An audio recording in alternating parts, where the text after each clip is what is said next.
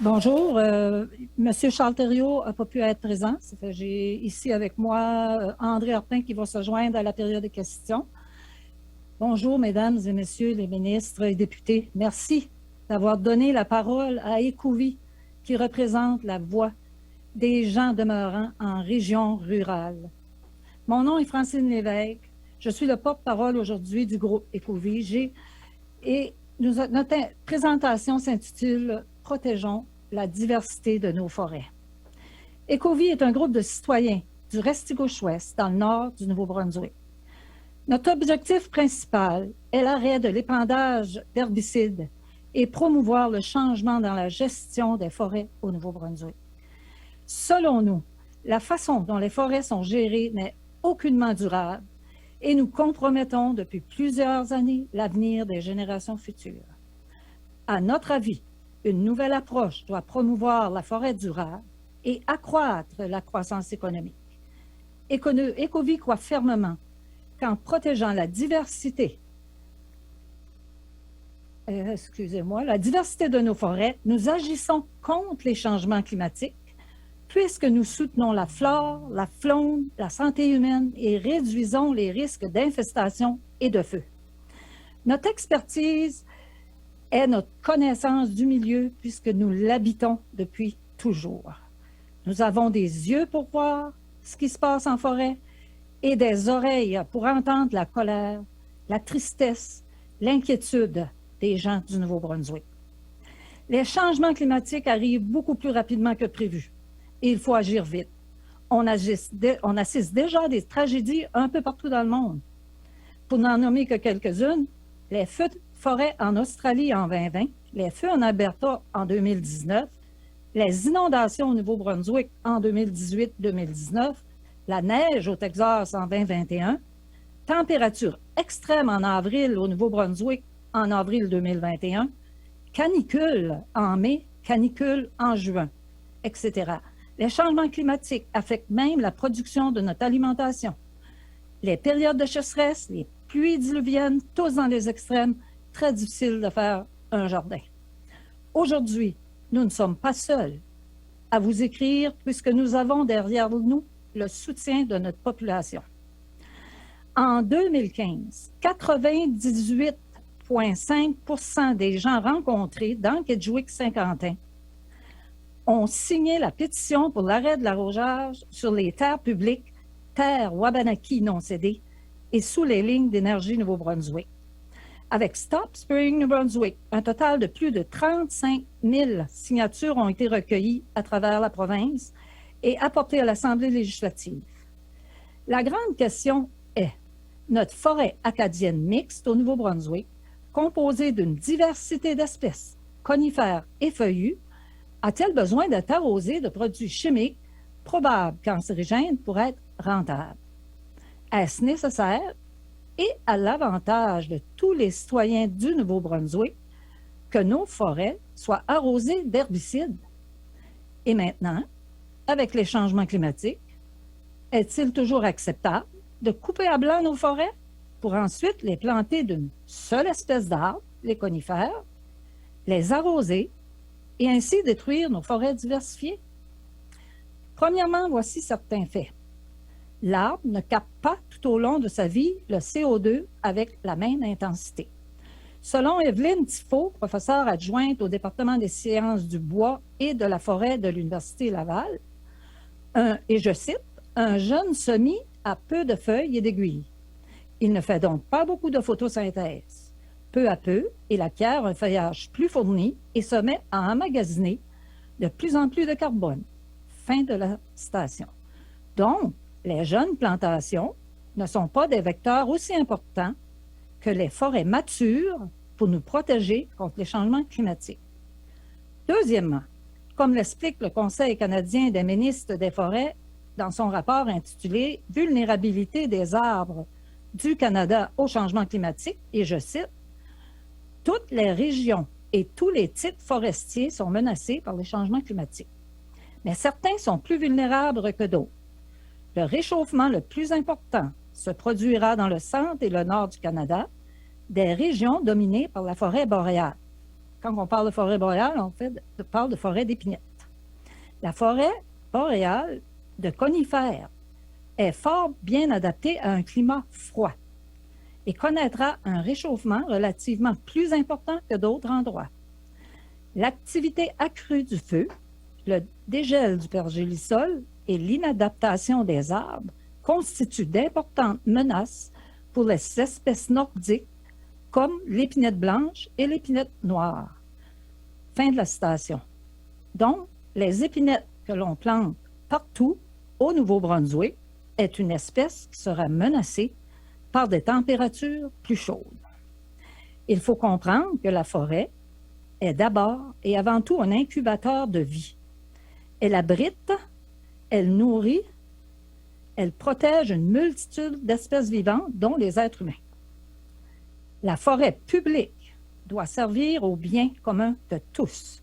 On a tous droit à un abri, de la nourriture et d'être protégés. La forêt publique devrait seulement être utilisée lorsque les lots boisés privés ne peuvent pas remplir la demande. Dans le nord du Nouveau-Brunswick, notre économie dépend principalement de la forêt. De là, l'importance de protéger nos ressources financières. Tel que mentionné par Mme Kim McPherson, vérificatrice générale, dans son rapport de juin 2015, et je cite, « Nous croyons qu'il est important pour l'Assemblée législative et le grand public de savoir comment le ministère protège et surveille le renouvellement de l'une de nos ressources les plus précieuses. L'épandage d'herbicides fait partie du programme de sylviculture. Il est important de comprendre que les compagnies forestières sont subventionnées pour arroser. Donc, ces produits chimiques sont payés par nous, les citoyens. Toujours selon Mme Kim McPherson, dans son rapport, et je cite, « La majorité des efforts sylvicoles sont pour les arbres résineux, pour les épinettes. En plus de nuire à la biodiversité des forêts, cette pratique pourrait entraîner l'exclusion d'autres utilisateurs potentiels des forêts, dont les activités nécessitent d'autres types de bois, le bois dur. » Fin de la citation. Dans la même ligne de pensée, M. Andrew Harvey, dans une entrevue à la CBC sur le rapport du Comité parlementaire spécial sur les changements climatiques du 24 octobre 2016, a dit qu'il faut investir plus dans les forêts mixtes et qu'il y a des méthodes alternatives pour une forêt durable. Parlons des autres utilisateurs de la forêt. Ceux qui utilisent le bois dur, par exemple, les acériculteurs. Le Nouveau-Brunswick est le 3e plus grand producteur de sirop d'érable au monde et nous sommes très fiers que notre région, Kedgwick-Saint-Quentin, en soit le berceau. Nos acériculteurs sont de grandes entreprises qui fournissent des emplois bien rémunérés et des produits dans le monde entier. Lors d'un dîner à Kedgwick il y a quelques années, M. Brian Gallant, ex-premier ministre du Nouveau-Brunswick, est venu nous dire que les revenus des acériculteurs avaient augmenté de 1000% en 10 ans. Mais ceci ne semble pas faire l'affaire des compagnies forestières. On nous dit que les contours des terres acéricoles, chez nous, sont coupés à blanc, souvent replantés et arrosés par la suite, ce qui empêche l'expansion des entreprises acéricoles, et ceci est bien pensé par l'industrie. À nos yeux, c'est cruel et cupide. Ces acériculteurs ne peuvent pas parler ouvertement, car ils dépendent du gouvernement pour la location de terres publiques. Qui est prêt à prendre ce risque devant les riches compagnies forestières? Au Nouveau-Brunswick, nous vivons comme dans un étau. Personne n'ose parler. Nous vous encourageons à utiliser Google Earth, où vous pourrez être témoin de toutes ces coupes. Pas besoin d'aide des scientifiques pour réaliser l'ampleur de la dévastation en forêt. Certaines personnes parlent même de viol. Quand on arrose, on tue les feuillus, on crée des plantations d'épinettes qui serviront à une seule industrie. On continue d'encourager un monopole déjà très présent dans notre province. Ce monopole devient plus riche, plus puissant et encore plus difficile de s'en départir. On tue en même temps le rêve et les opportunités pour d'autres utilisateurs et de jeunes entrepreneurs. Le tourisme, par exemple, génère des revenus de presque 1 milliard par année au Nouveau-Brunswick. Nos touristes sont attirés principalement par notre belle nature. Qui veut se promener dans des plantations d'épinettes? De plus, on arrose les plantations au Nouveau-Brunswick du début août à la fin septembre, en pleine saison touristique. Vous pouvez en parler avec M. Guildo Martel, qui exploite son entreprise touristique à l'entrée du Mont-Carleton. Depuis 3 ans, pas l'entrée, mais près du Mont-Carleton. Depuis 3 ans, les blocs ont été arrosés près de sa clientèle. On dirait que nos élus et représentants n'ont aucune considération pour les utilisateurs de la forêt autres que les multinationales. Et que penser des animaux et des insectes qui ont perdu leur habitat? Parlons maintenant des emplois. Les industries qui utilisent le bois dur, le bois qu'on détruit en les arrosant d'herbicides, créent beaucoup plus d'emplois avec beaucoup moins de mètres cubes de bois. Selon Charles Thériault, dans l'épisode 14 sur le site Notre forêt est-elle la nôtre.com, il donne quelques exemples. Une industrie d'armoires utilise environ 29,6 mètres cubes de bois par emploi par année. Une entreprise de moulure, environ 214 mètres cubes de bois par emploi par année. Une entreprise de revêtement extérieur, 555 mètres cubes de bois par emploi par année. Maintenant, comparons avec une série de bois mous. 5264 mètres cubes par emploi par année. Les chiffres parlent par eux-mêmes. Pour exploiter notre forêt de façon durable, il faut que le gouvernement reprenne le contrôle de l'aménagement des forêts qui fut remis à l'industrie en 1982. Il faut un juste équilibre entre ce que la forêt offre en matière ligneuse, en bois d'œuvre et tout autre champ économique. Oui, il existe des alternatives à l'épandage. Au Québec, l'utilisation de tous les herbicides en forêt publique sont interdites depuis 2001. Ils ont alors développé de nouvelles pratiques sylvicoles et la mise en place de la stratégie de protection des forêts a contribué au développement de nouveaux produits, notamment de plants à forte dimension. Ces épinettes de 60 cm au lieu de 15 cm comme on plante ici, sont utilisées pour reboiser les sites à fort potentiel d'envahissement par la végétation de compétition. Ce n'est qu'un exemple. Toujours au Québec, ils ont instauré l'industrie des produits forestiers non ligneux dans toutes les régions. L'Association pour la commercialisation des produits forestiers non ligneux en parle de la façon suivante. Devant autant de diversité de produits issus de nos forêts, nous avons de quoi être fiers de nos artisans. Ces produits non ligneux, forestiers non ligneux, avec leur énorme potentiel nutritif et nutraceutique, sont de plus en plus utilisés dans l'industrie des produits naturels et pharmaceutiques, tous des marchés en forte expansion. Ces produits non ligneux sont maintenant reconnus comme des vecteurs de développement régional efficaces qui ont su contribuer à accroître le potentiel ou la saison touristique de région et dans certains cas à dynamiser les villages autour de projets collectifs rassembleurs. Fin de la citation.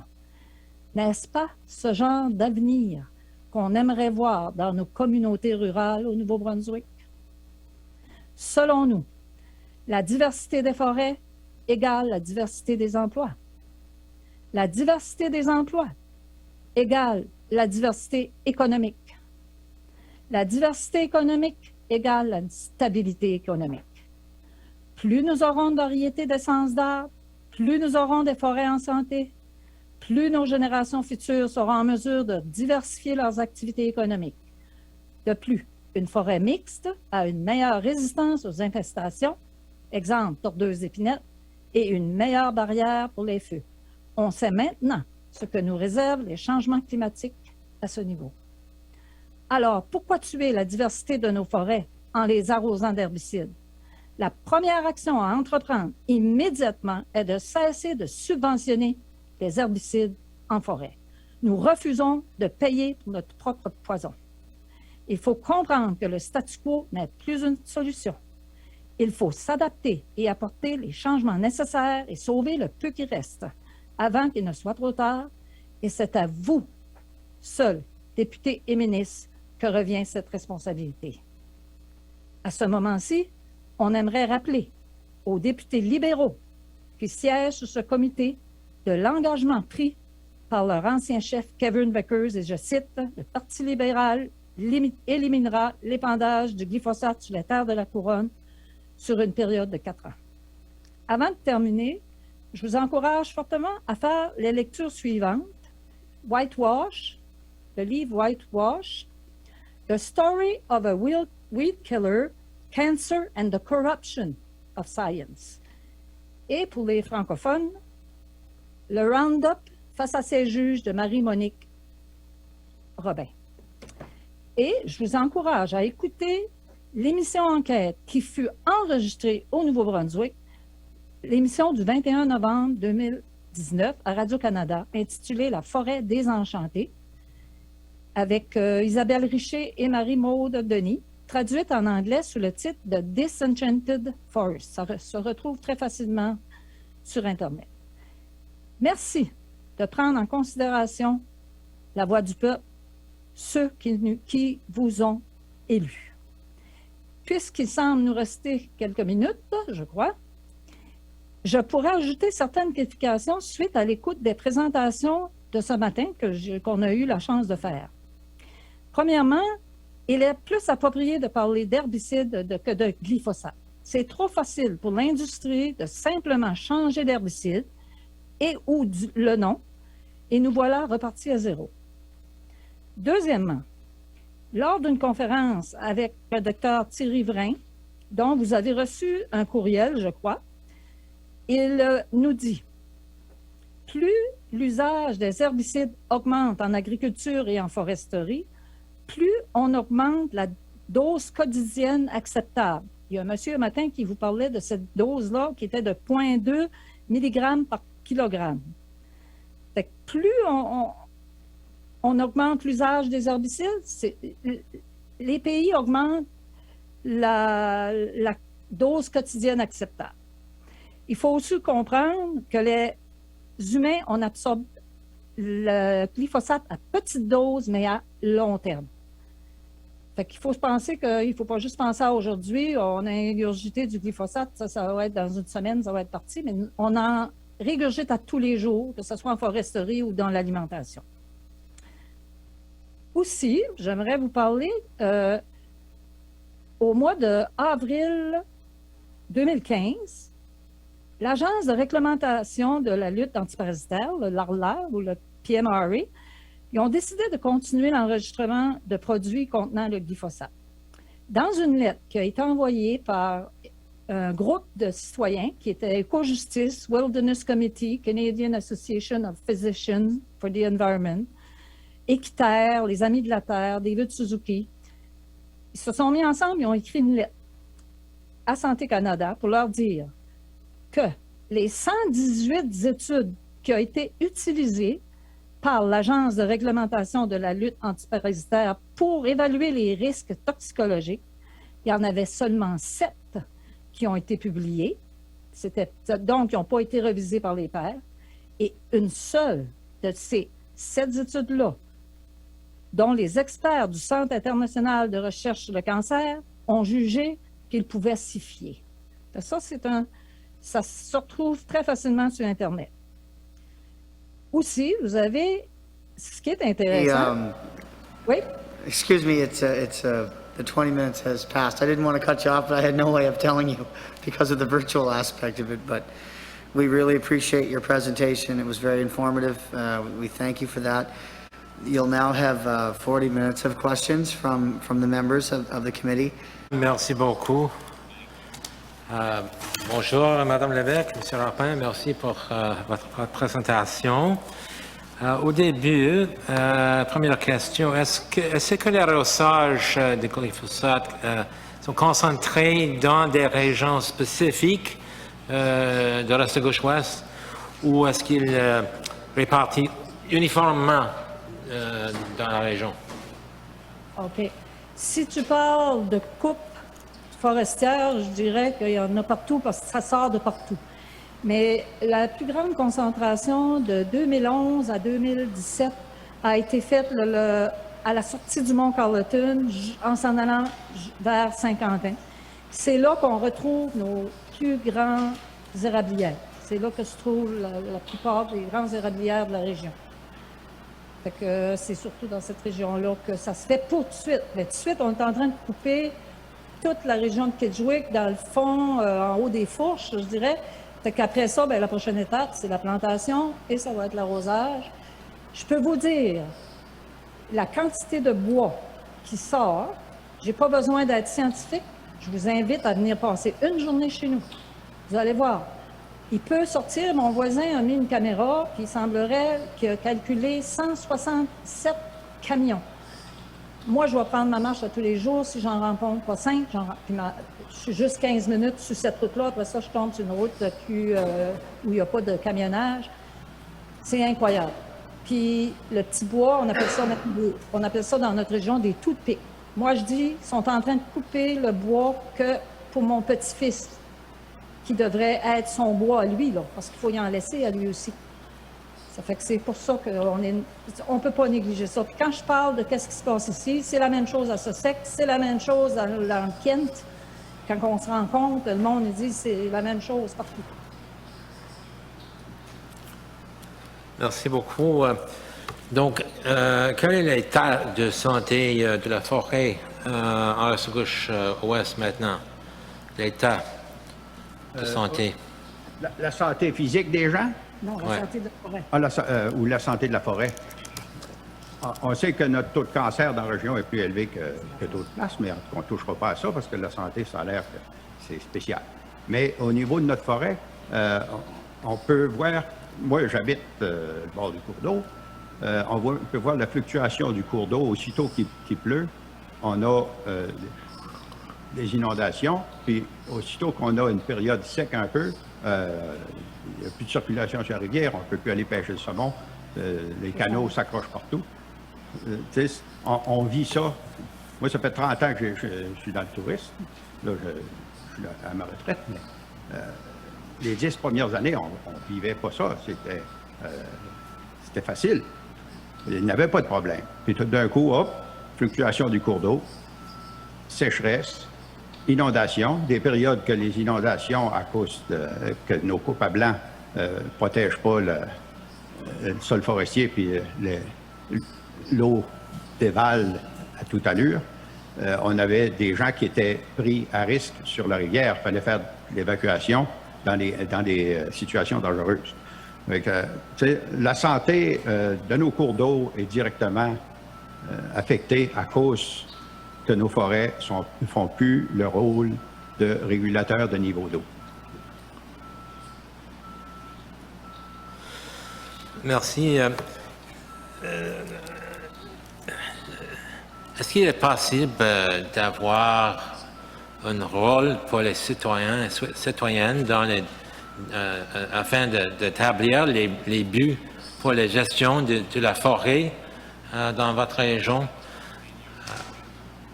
Justement, la semaine passée, c'était la première réunion de notre nouveau conseil municipal. On s'est rendu là, Écouville, on était 7 de nos membres qui étaient présents. Je suis toujours le porte-parole, j'ai fait la lecture d'un texte que moi, nous autres, ce qu'on aimerait, c'est que vu qu'on est une communauté rurale, OK, on a mis pression pour que les DSL rejoignent la municipalité de Kedgewick. Maintenant, nous sommes une communauté rurale. Alors, pourquoi qu'on n'aurait pas le droit d'avoir un mot à dire sur la façon dont notre territoire forestier est géré? Ça ne veut pas dire qu'on va arrêter toute coupe, mais ça voudrait dire qu'on aurait notre mot à dire sur la façon que ça serait fait. Est-ce que ce serait la coupe sélective? Est-ce qu'on protégerait la régénération naturelle? Est-ce qu'on aurait des zones protégées? C'est ça que je pense, parce que on sait qu'avec les changements climatiques, on va avoir des temps durs qui s'en viennent. Est-ce que les gouvernements provinciaux et fédéraux vont être là pour nous? Je ne crois pas parce qu'ils vont avoir bien des chats à fouetter, des chiens à fouetter.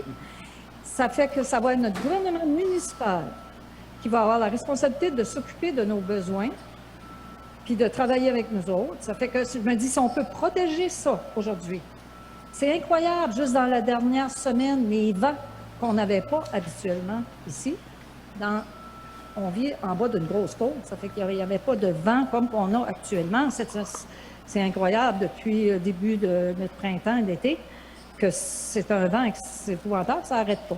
Fait que nous autres, on se dit, si on peut protéger ça maintenant, cette partie-là, c'est pas la forêt au complet, parce qu'on sait que c'est du domaine provincial, mais ça, c'est dans la gouvernance locale. Puis là, on fait pression au niveau du livre vert, et on essaie de faire passer notre idée à ce niveau-là, puis si on peut avoir du support de notre gouvernement, parce qu'il faut faire confiance en notre monde.